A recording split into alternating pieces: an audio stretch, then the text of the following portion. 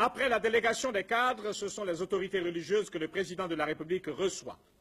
Sont présents Monseigneur Noël Kokora Tekri, qui dirige depuis 1971 le diocèse de Gagnoa, un diocèse englobant bien sûr le département de Gagnoa, mais également ceux de Divo, Lakota, Oumé, Sassandra et la sous-préfecture de Grand Laou.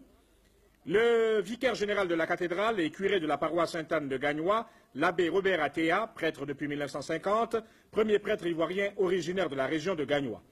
Sont également présents des responsables de l'église protestante méthodiste, les pasteurs Alphonse Esso, surintendant du circuit de Lakota, et Jacques Animel, prédicateur local à la paroisse méthodiste de Gagnoa.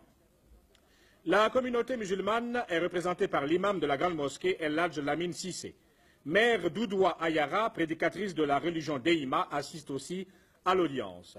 À l'occasion de cette rencontre avec les autorités religieuses, le chef de l'État insiste encore une fois sur la nécessité d'union entre les cadres et la confiance des uns dans les autres.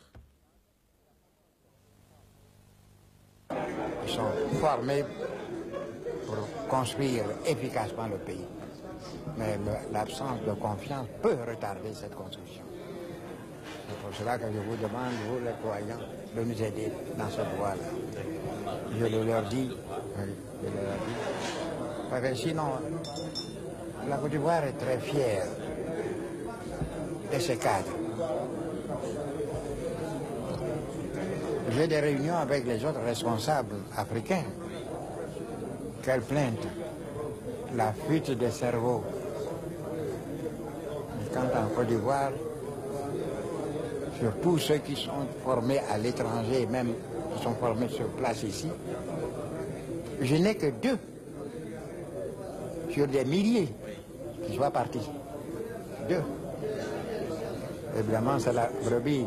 Je ne veux pas dire qu'il faut mépriser, il faut qu'ils reviennent. Mais ça veut dire que mais néanmoins, ça ne pèse pas beaucoup sur notre comportement. C'est pour cela que j'ai dit à Vincent que je ne voulais pas le répondre à son appel quand il parle des égarés.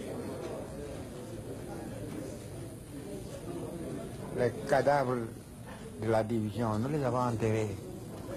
Ils sont bien là où ils sont. Il ne faut pas les toucher.